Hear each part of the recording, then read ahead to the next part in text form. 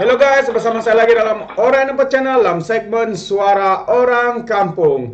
Oke, so hari ini guys saya ingin update satu lagi berita menggemparkan ya, apabila SPRM bakal menyiasat penjualan saham TM dalam Menara Kuala Lumpur yang seperti mana yang trending di media sosial hari ini. Mereka katakan mereka bersih. Namun hari ini sahabat-sahabat semua, ini adalah satu yang mengejutkan ya, apabila saham TM dalam Menara KL itu dijual diam-diam. Rakyat di luar sana mengatakan kalau mereka diberikan masa 5 tahun lagi, barangkali negara kita pun bakal dijual. Itulah kata-kata netizen, kata-kata warganet di luar sana, sahabat-sahabat semua. Namun sebelum saya teruskan, jangan lupa untuk terus support Orang Nampak Channel dengan cara tekan butang subscribe, like dan share. Mari kita ikuti berita tergempar hari ini. Ini dia sahabat semua. Habislah SPRM siasat penjualan saham TM dalam Menara Kuala Lumpur. Siapakah yang bertanggung jawab? Ini yang harus ya disiasat dan dibongkarkan, malah diberi maklum kepada seluruh rakyat Malaysia. Karena ini adalah suatu perkara yang sangat besar. Ya, mereka katakan mereka bersihlah, mereka sucilah dan sebagainya. Namun ini adalah skandal terkini yang telah pun dibongkarkan oleh netizen di luar sana, menyatakan ya penjualan saham yang begitu merugikan khususnya. Sebab kita tahu dikatakan menara ini mempunyai keuntungan ya, mempunyai keuntungan yang bagus. Tapi kenapa dan apa motif kenapa saham ini dijual, sahabat-sahabat semua? Jadi saya ingin membacakan kenyataan terkini ya, yang mana saya ambil petikan ini daripada Malaysia Kini, menyatakan SPRM akan menyiasat penjualan saham TM dalam Menara Kuala Lumpur. Jadi agak mengejutkan kita semua. Jadi mari kita bersama-sama lihat ya apakah yang berlaku sebenarnya. Suruhanjaya Pencegahan Rasuah Malaysia ya, SPRM telah memulakan siasatan terhadap isu penjualan sebanyak 10 juta, 10 juta bukan RM1 ya, saham milik Telekom Malaysia Berhad dalam Menara Kuala Lumpur Sdn Bhd. Menara Kuala Lumpur Sdn Bhd adalah syarikat yang menguruskan Menara Kuala Lumpur ya. SPRM berkata pihaknya sedang menyiasat jika wujud unsur rasuah dalam penjualan kesemua saham milik TM kepada syarikat bernama Hydroshop Sdn Bhd pada bulan Oktober yang lalu. Itu dia sahabat semua.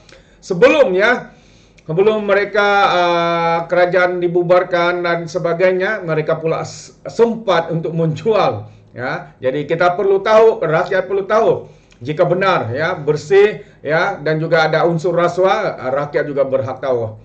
Menurut kenyataan ini, SPRM mengesahkan sedang menyiasat dakwaan penjualan saham yang mencurigakan hak milik pengurusan Menara Kuala Lumpur. Banyak lagi, SPRM akan menyiasat sama ada wujudnya elemen rasuah dalam penjualan 100% saham TM di dalam syarikat Menara Kuala Lumpur Sdn Bhd kepada Hydroshop Sdn Bhd pada Oktober 2022, kata SPRM dalam kenyataan hari ini. SPRM juga berkata setakat ini seramai 3 orang saksi telah dipanggil serta telah mendapatkan beberapa dokumen daripada pihak berkaitan. Terdahulu, minggu ini isu penjualan saham dalam Menara KL telah dibangkitkan di dalam media sosial. Ya, urus niaga itu mengundang perhatian karena syarikat pengurusan itu dikatakan sangat menguntungkan. Pada masa yang sama, syarikatnya membeli saham TM tidak dikenali. Siapakah? Ini kita mau tahu siapakah pemilik syarikat yang membeli itu, adakah koroni, anak banak dan sebagainya. Jadi rakyat perlu tahu. Dan TM hari ini berkata pihaknya memutuskan untuk tidak lagi memegang konsesi bagi pengurusan Menara KL karena mahu menumpukan kepada perniagaan terasnya, yaitu perkhidmatan telekomunikasi. TM juga berkata proses untuk memilih pemegang konsesi baru dibuat oleh kerajaan. Itu dia sahabat-sahabat semua. Memang agak mengejutkan ya seluruh Malaysia atas pembongkaran ini. Ya, jadi kita berhak tahu kenapa dijual, apa motif, dengan siapa dijual, adakah dengan kroni, adakah dengan sanak saudara, anak-anak, bini-bini dan sebagainya. Jadi perkara ini harus dilakukan, siasatan harus disegerakan. Ya, itu dia siapa yang bertanggung jawab. Ya, sahabat-sahabat semua. Dan satu lagi perkara yang mengejutkan kita hari ini, sahabat semua, adalah berkaitan dengan dakwaan, ya, satu dakwaan yang tentang kebocoran maklumat 13 juta Malaysia. Ini adalah satu info ataupun satu perkara yang juga harus disiasat. Ya, bagaimana bisa mungkin, ya, maklumat 13 juta rakyat itu bocor begitu saja. Mungkin yang terlibat adalah kamu, saya, dan kita semua. Ya, karena itu kadang-kadang kita mendapat banyak, ya, panggilan-panggilan yang kita kenali sebagai scam dan sebagainya. Jadi ini adalah kenyataan terkini daripada Menteri Komunikasi, ya, Fahmi Fadzil, YB Fahmi Fadzil, yang mengesahkan atau mengarahkannya supaya siasatan, siasat dakwaan, ya, maklumat, kebocoran maklumat, ya, 13 juta rakyat Malaysia. Jadi saya ingin membacakan kenyataan ini sekali lagi. Katanya, Cyber Security Malaysia, CSM, dan Jabatan Perlindungan Data Pribadi GPDP diminta menjalankan siasatan berhubung dakwaan kebocoran data maklumat membabitkan 13 juta rakyat Malaysia yang tersebar di media sosial awal pagi tadi. 13 juta maksudnya, sahabat-sahabat semua, hampir separuh, ya, mungkin 45%, ya, 40 ke 45% data seluruh rakyat Malaysia itu telah pun tersebar di media sosial pagi tadi.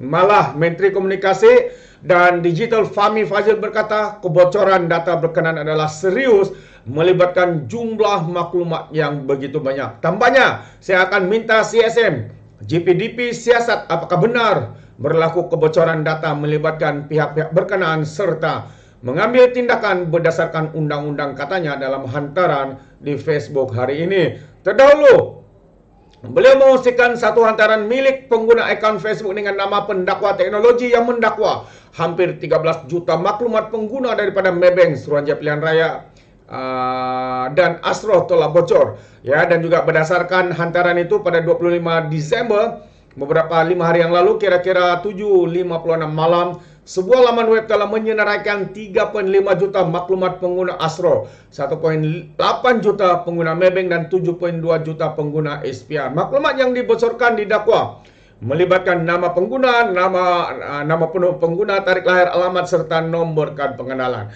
Jadi ini adalah satu isu yang sangat serius, sahabat-sahabat semua. Ya, kalau ini boleh berlaku, siapakah yang harus bertanggung jawab? Siapakah yang terlibat? Kenapakah semua ini perkara-perkara seperti ini boleh berlaku? Ya, jadi seperti mana yang dinyatakan oleh menteri yang berkaitan, ya, tindakan ataupun siasatan itu harus dilakukan. Sebab ini melibatkan keselamatan data rakyat Malaysia. Ya, kalau ia disalahguna, pastinya ia boleh membahayakan pribadi-pribadi antara individu-individu yang ada, yang menetap di negara kita. Begitu ramai, yang dikatakan 13 juta bukanlah satu jumlah yang sedikit, melibatkan lebih ataupun hampir daripada separuh rakyat Malaysia terbocor maklumatnya. Nama penuh dikatakan, nama tarik lahir, dan juga alamat dan sebagainya. Ini berbahaya bagi penduduk-penduduk. Jadi tindakan segera harus dilakukan. Bagaimana pula dengan pendapat Anda? Adakah Anda bersetuju? Ya, siasatan harus dilakukan. Seperti mana yang pertama tadi, siasatan terhadap penjualan saham, ya, saham TM di dalam Menara KL, dan juga kebocoran maklumat, dikatakan kebocoran maklumat dengan 13 juta rakyat Malaysia.